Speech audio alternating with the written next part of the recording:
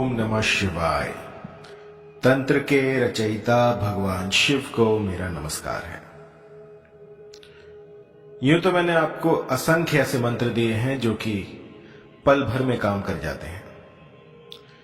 मैंने ऐसे कई यंत्र मंत्र तंत्र दिए हैं जो कि देखते ही देखते आपका जो मनोरथ है उसको पूर्ण कर देते हैं। और आज मैं आपको एक ऐसा यंत्र दूंगा जिससे कि किसी भी स्त्री पुरुष को अपने अधीन किया जा सकता है।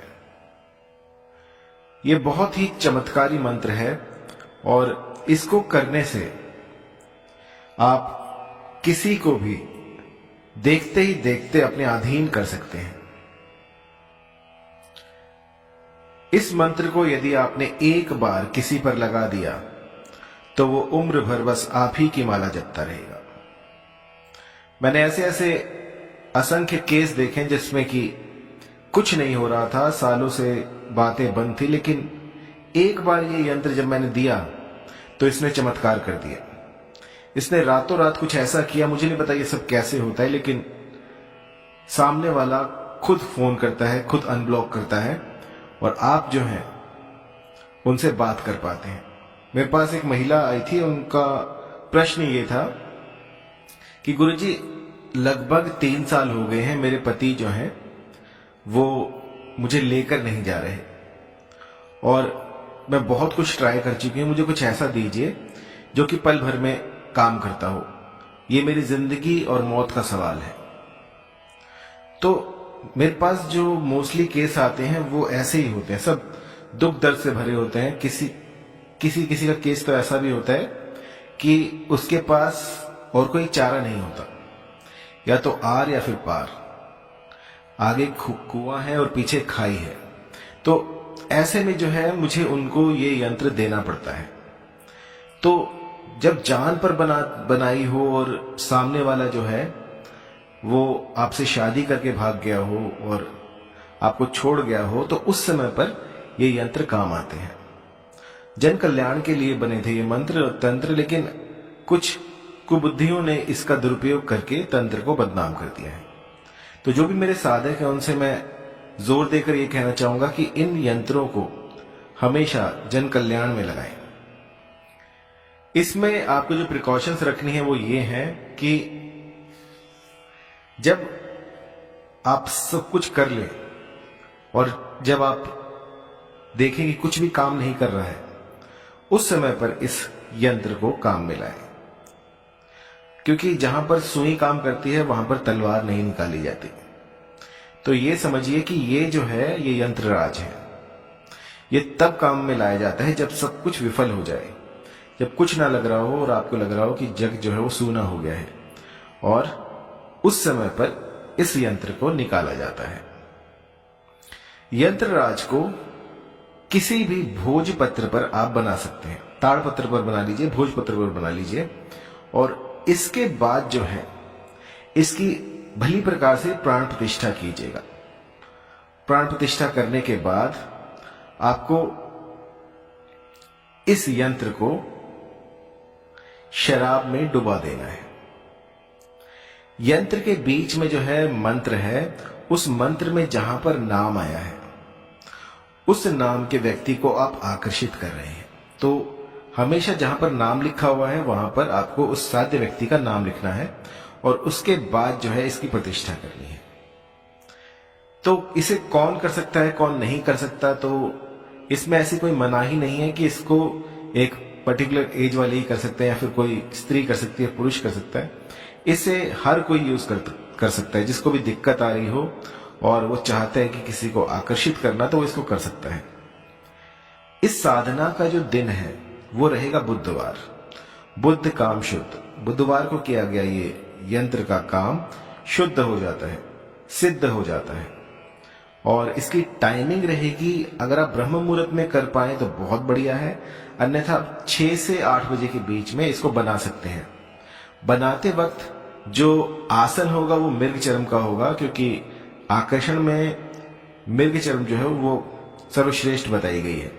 लेकिन आजकल के आधुनिक युग में वो पाना बहुत मुश्किल है, तो आप उसकी जगह पर ऊनी कंबल ले सकते हैं। ये ध्यान रखें कि आपकी साधना में कोई भी चीज काली ना हो। और मैं आपको जोर देकर ये कहना चाह रहा हूं कि जब ये यंत्र निर्माण करें तो आप एकांत में हो। एकांत में ही शक्तियां जो है वो उजागर होती हैं। मेरा मूल मंत्र ये समझ लीजिए कि जब भी कोई ऐसी साधना करें तो दुनियादारी से दूर होकर करें। मैंने कई बार ऐसा देखा है कि कुछ लोग साधना करने जाते हैं तो उसका ढोल पीटते हुए जाते हैं, कोई रील बना रहा है, कोई कुछ कर रहा है। तो ये सब मत कीजिए। जितनी साधना गुप्त रहेगी उतना ही उसमें असर होगा।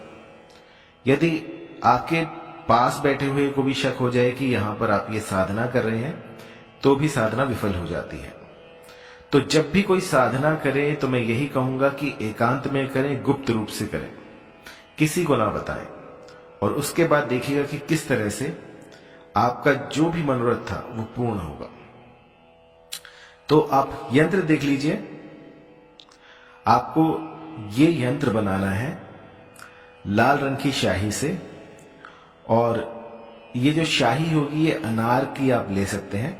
अनार के कुछ दाने जो हैं उसका रस निकालकर इस यंत्र को बनाइएगा। यंत्र को भोजपत्र पर बनाइएगा और उसके ऊपर आपको ये मंत्र लिख देना है। इसके बाद जो है इस यंत्र को शराब में डुबा देना है। शराब में डुबाने के बाद इसको वहीं रहने दीजिए 1-2 दिन, 3 दिन, 4 दिन।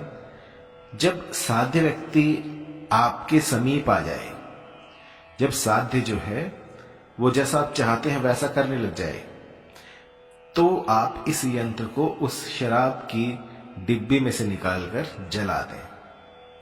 जलाने के बाद जो राख बचेगी वो उस साध्य को किसी भी खाने पीने की चीज में मिलाकर खिला दें। ऐसा करने से चाहे कितना ही पत्थर दिल क्यों ना हो, वो भी आपके यहां पर पानी भरेगा। बहुत सालों का रिसर्च है, बहुत से ऐसे लोगों पर मैंने ये ट्राई किया है, और उसके बाद जो है ये यंत्र मैं आपको दे रहा हूं। लगभग 20-25 साल से ये मेरा अचूक यंत्र रहा है जो कि कभी खाली नहीं जाता।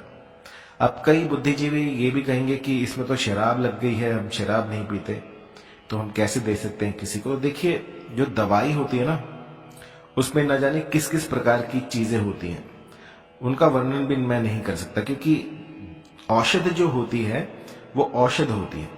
आपकी दवाइयों में भी शराब होती है। तो जब हम किसी के हित के लिए करते हैं, अपने हित के लिए करते हैं, तो वो औषध बन जाती है। तो ऐसे यंत्रों को इस तरह से नहीं देखना चाहिए। अगर इससे आपका काम बनता है तो आपको इसको करना चाहिए। 2 अगरबत्ती लगाने से यदि घर में कलह कलेश दूर होता है तो वो 2 अगरबत्ती आपको लगा लेनी चाहिए।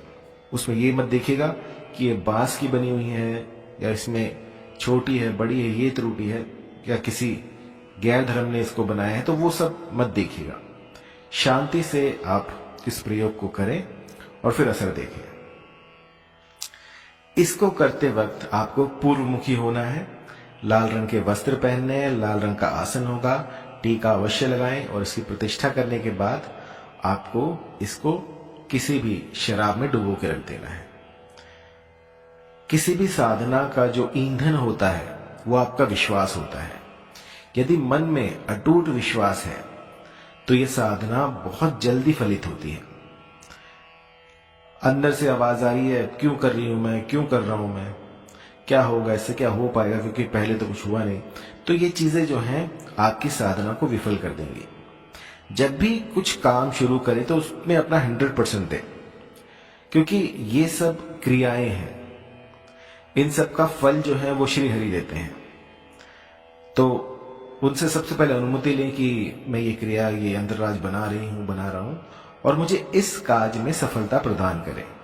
तो यकीन मानिए आपका जो घर परिवार है वो बच जाएगा, और आप जो भी मनोरथ लेकर आए थे वो आपका पूर्ण हो जाएगा। इसके बाद भी यदि कहीं पर कोई त्रुटि हुई हो, यंत्र समझ में ना आ रहा हो, या फिर मंत्र में कोई दिक्कत हो, कुछ पूछना हो आपको, तो आप मुझे व्हाट्सएप कर